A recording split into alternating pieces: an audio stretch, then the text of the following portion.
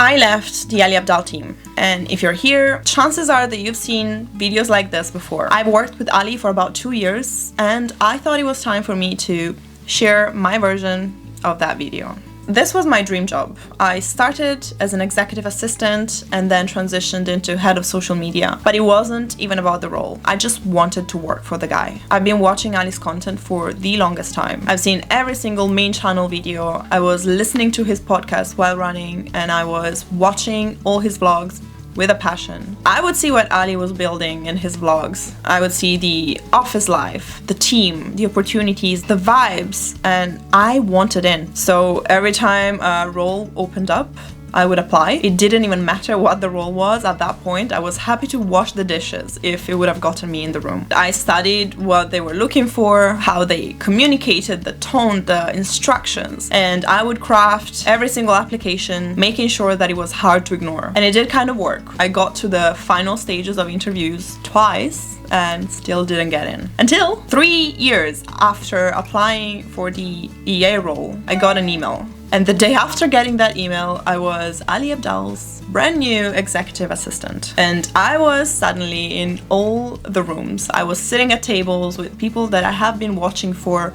years on YouTube. I was hearing these crazy conversations and seeing all these decisions being made in real time. And being so close to the business, it really changed the way I see work. And there are 3 things that stuck with me above all. Number 1 is that momentum beats perfection every single time. Working with Ali completely rewired how I think about action, because ideas didn't really sit around in random notepads. Someone would say something out loud, and the next thing you know, Ali was already working on it. It was that fast. I learned that waiting to feel ready just meant that I was being left behind. And then I learned that your role is something that you carve. It's not something that you're given. Because my role changed constantly, and being valuable to Ali and the business wasn't about just doing your tasks and doing them well. It was about anticipating what was needed and kind of filling all those gaps before they became problems. I had to make myself useful from day one without necessarily asking for permission, and I had to just go with the flow because change was like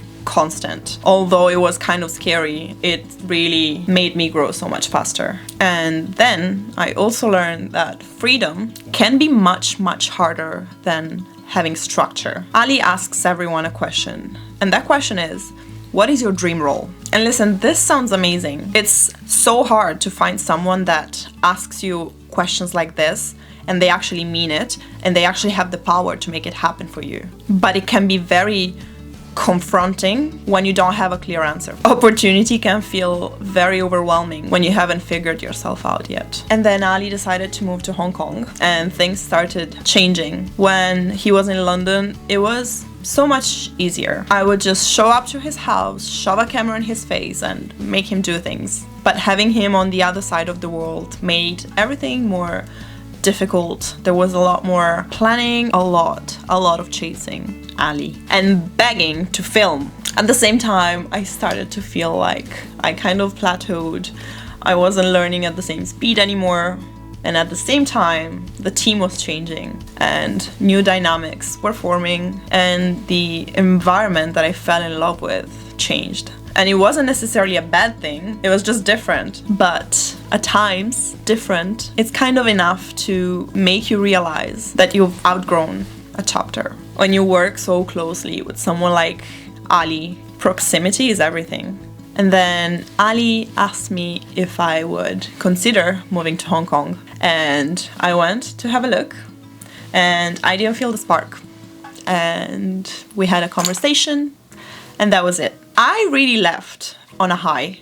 I was extremely proud of the work that I've done. At the time, I thought I knew exactly what would come after.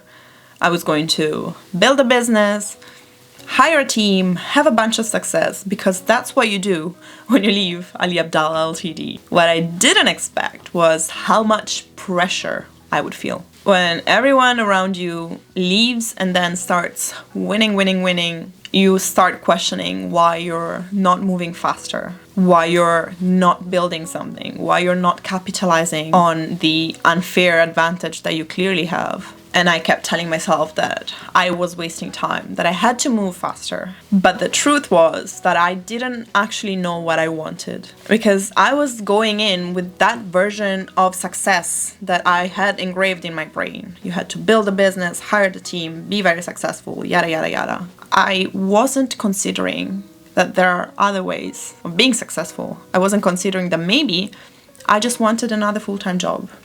That maybe I didn't want to build a fucking business, or I didn't want to hire a fucking team. I just wanted to be the team, maybe. And I quickly started falling into the same trap that I was in when I first started working with Ali. And I was overwhelming myself with client work, burning out, being very sad at my little desk by myself, isolating myself from the world. And all of that kind of takes us to where I am right now. Because when Ali used to ask us, what's your dream role? Apparently, I did have an answer. And that's something that I got reminded of the other day while having a coffee with a friend that is also an ex-colleague. And she reminded me that my answer was that my dream role was to build the IRL community. I wanted to create in real life events. I wanted to foster the community of people that are following Ali and create events, create something, bring them together. I wanted to be around people. I wanted to be in a community. And she kind of pointed out that I somehow got that job just somewhere else. Because after all that drama and the spiraling and the self-doubts, I started attending some events organized by creator leaders. And these are for creators and operators and people in the industry who are building something. I wanted to be there. I wanted to be with those people in those rooms at those events. And once again, I got myself in the room, and I am now building Creator Leaders with the two co-founders, which is extremely exciting, and it's probably a story for another day. But yeah, all that to say that in the end, it kind of worked out. The reason why I'm making this video is because my dream for the longest time has been to become a YouTuber and make videos on YouTube. I want to apply one of the lessons that I have learned from Ali, which is to just get shit done and figure it out later. So this is not probably the video that I would have wanted to make. It's not perfect, I'm not saying the right things, but here it is, because action beats perfection and momentum beats perfection. Hello, future me here. I was just in the process of editing this video, and it's really, really late, by the way, and I was watching it back and I kind of hate it. And I don't hate the video per se, the video is fine. And I don't want to have to refilm the whole thing because I have been overthinking this whole thing for way too long. I've been procrastinating making this video for the past 6 months. As I said, action is my keyword going into this new year. I just want to get it done. But I do feel like I want to add a couple of things because this video is very, very cold. It feels very matter of fact because sure, I worked with Ali. The opportunities were great. The stuff that I got to do was great. The things that I learned were great. But that's not even like 1% of what I'm taking away from it. I did not expect to meet some of my best friends doing this job. I'm sure that you have seen my ex-colleagues here and there on your maybe For You page, maybe on LinkedIn, maybe on YouTube. They are some inspiring, talented people. I feel like Ali has this talent of attracting some of the most incredible people to him. And I don't know if it's attracting or just like spotting the right people, but I have never been surrounded by a more incredible group of people. Some of my favorite things to do were to go to work. Like, I didn't want to work from home. I just wanted to go to the office or to go to Ali's place and work with everyone. You would start working, and then at some point Ali would just like get bored and whack the guitar, and then we would all like start singing together, and then he would go back to filming and we would go back to work, and then we would go to lunch, and then we would talk about life and dreams and stuff, and it was incredible. I am a much better person because of this job, but I'm a much better person because of these people that are now my best friends, and having them in my life has made the biggest difference.